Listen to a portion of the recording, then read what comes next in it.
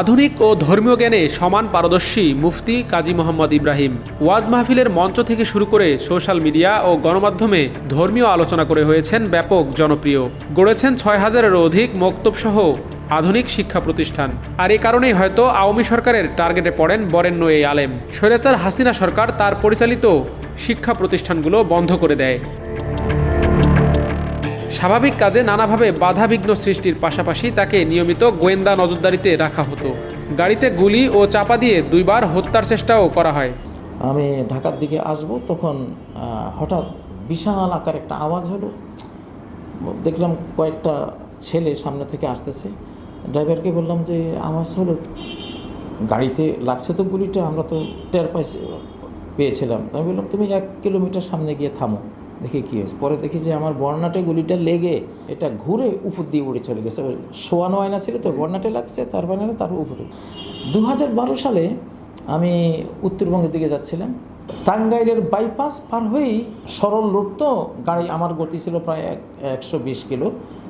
সামনে থেকে সেম গতিতে হঠাৎ একটা বাস, একটা ট্রাক এসে আমার রোড ব্লক। তখন ড্রাইভার বিদ্যুৎ গতিতে গাড়িটা ঘুরিয়ে খালের দিকে, মাইলস্টোন ভেঙে, গাছগাছালি ভেঙে, গাছ মোটা হলে তো মারাই যেতাম, গাছ চিকন গাছ ছিল, গাছ টাছ ভেঙে ২৫ ফিট নিচে আমরা খালে গিয়ে পড়ি। ধর্মীয় তৎপরতা ঠেকাতে না পেরে এক পর্যায়ে রাতের আধারে বাসা থেকে তাকে আটক করা হয়। একে একে দেয়া হয় ৪টি মামলা। গ্রেপ্তার হওয়ার প্রেক্ষাপট বর্ণনা দিয়ে তিনি বলেন, ২০২১ সালের ২৭ সেপ্টেম্বর রাতে RTVর একটি টকশো শেষে তিনি বাসায় ফেরেন। হঠাৎ তার মোবাইলে অপরিচিত একটি নাম্বার থেকে কল আসে। পরে দারোয়ান এসে জানায় ২জন লোক তার সাথে দেখা করতে চান। তিনি আগত ব্যক্তিদের রয়ের লোক ধারণা করে তাদের সঙ্গে দেখা না করে 999-এ কল করেন। তিনি বলেন রাত ২:৩০টার দিকে শাবল দিয়ে তার রুমের দরজা ভেঙে ফেলার চেষ্টা করা হয়। এতে বাসার সবাই কান্নাকাটি শুরু করেন। মুফতি ইব্রাহিম বলেন, আসলে বর্ণচোরা, এজন্য তারা রাতে আসে। এভাবে রাত ১টা থেকে ভোর ৪টা পর্যন্ত তিনি তাদের প্রতিরোধ করেন। এক পর্যায়ে ফেসবুক লাইভে গিয়ে বক্তব্য দিলে ওই ২ ব্যক্তি চলে যান। পরে তার বাসায় আসে ডিবি ও থানা পুলিশ। ভোর 4:30টায় তাকে গাড়িতে তুলে ডিবিতে নেওয়া হয়। ডিবিতে প্লাস ও চাকু দিয়ে তার হাত ও পায়ের আঙ্গুলে নির্মম নির্যাতন করে এক হিন্দু অফিসার। ৫ দিন রিমান্ড শেষে দীর্ঘ ১৬ মাস কারাগারে ফাঁসির সেলে দিন কাটান এই আলেম। ২:৩০ বাজে আমি লাইভে আসলাম। লাইভে আসার পরে সরে গেছে। যখন আমি লাইভে এসে গেছি আর হাজার হাজার দর্শক এটা দেখা শুরু হয়েছে, তখন ওরা বুঝলেন না এখন তারা, তখন তারা ডিবি আর ওই যে মোহাম্মদপুর থানায় খবর দিয়ে ওদেরকে রেখে ওরা চলে গেছে। ওখান থেকে তারা ভোর 4:30 ওরা বের করলো, বের করে পুলিশের গাড়িতে তুলে ডিবি অফিসে নিয়ে গেল।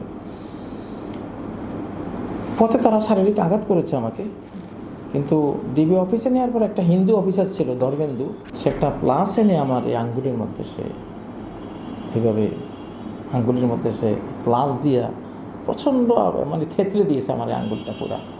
এটা ভিতরে রক্ত জমে গেছিলো। এটা প্রায় ৬ মাস লাগছে এটা সারতে আমার। অবশ্য তিনি নির্যাতিত হন জেল জীবনে। কেরানীগঞ্জের সেই কারাগারে সাধারণ একটি মামলার আসামি হলেও তাকে রাখা হয় ফাঁসির সেলে। তিনি ৭ মাস দুনিয়ার আলোর বাইরে ছিলেন সেখানে।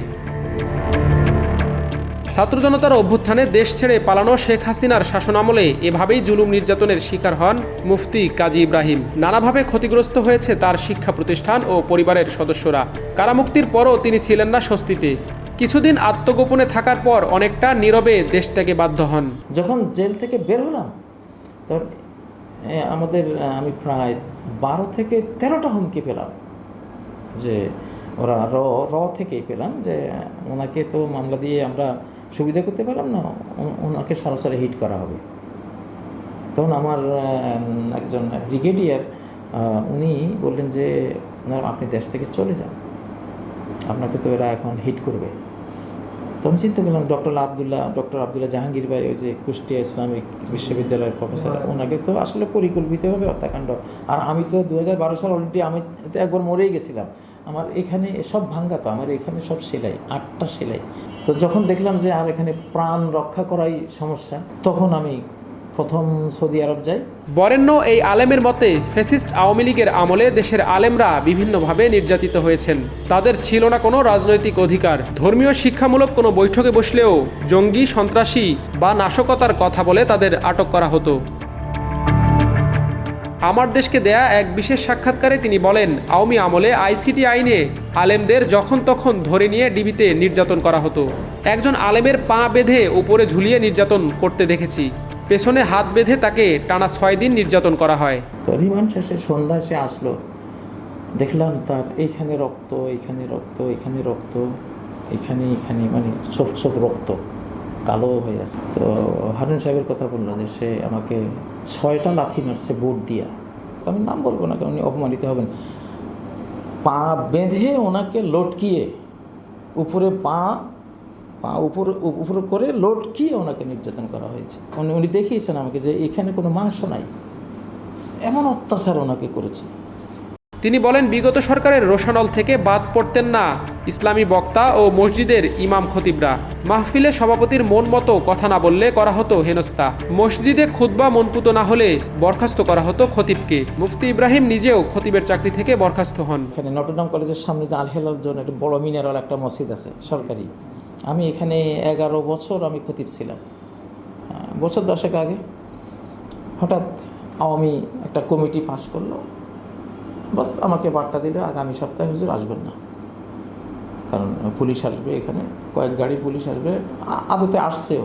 তো এই তো একজন ইমামের যে একটা ন্যূনতম তার অধিকার, একটা ভদ্র জনচিত একটা আচরণ পাওয়ার তার একটা মানবিক অধিকার, একটা ধর্মীয় অধিকার, এটা তো আমরা পাইনি। আমি নিজে তো এটার ভুক্তভোগী হয়েছি। গেল আওয়ামী আমলে দেশে আলেম নির্যাতনের ঘটনা ছিল নৈমিত্তিক ব্যাপার। বিশিষ্ট আলেমরা বলছেন, স্বৈরাচারী কায়দায় ক্ষমতা ধরে রাখতে এমন জুলুম নির্যাতন চালায় আওয়ামী সরকার। প্রতিযোগিতা, কম্পিটিশন লক্ষ্য করেছি, এক থানার সাথে আরেক থানার কম্পিটিশন লক্ষ্য করছি। ফোনে তারা কোথাও বলছে আপনারা কয়টা ধরছেন, আমরা 5টা ধরছি, আমরা তো একটাও পারিনি। এরকম কথোপকথন হচ্ছে, প্রতিযোগিতা। এটা কি একটা স্বাধীন দেশের চেহারা? ইসলাম আর মুসলিম উম্মার জন্য তাদের মতো বড় হুমকি দ্বিতীয় কেউ হতে পারে না। এবং আমরা দেখেছি বিগত দিনগুলোতে যখনই তারা ক্ষমতায় আসে, তাদের কাঁধের উপর ভর করে হিন্দুত্ববাদীরা মাথাচাড়া দেয়, তাদের কাঁধের উপর ভর করে নাস্তিক্যবাদীরা মাথাচাড়া দেয়। পিস ইন্টারন্যাশনাল স্কুল ও আল জামিয়া ট্রাস্টের চেয়ারম্যান মুফতি ইব্রাহিম জুলাই বিপ্লবের পর সম্প্রতি তিনি দেশে ফিরেছেন। বর্তমানে তিনি রাজধানীর লালমাটিয়ায় অ্যাভেরোজ ইন্টারন্যাশনাল স্কুলের ডিরেক্টর হিসেবে দায়িত্ব পালন করছেন। আরমান মুজাহিদ, আমার দেশ।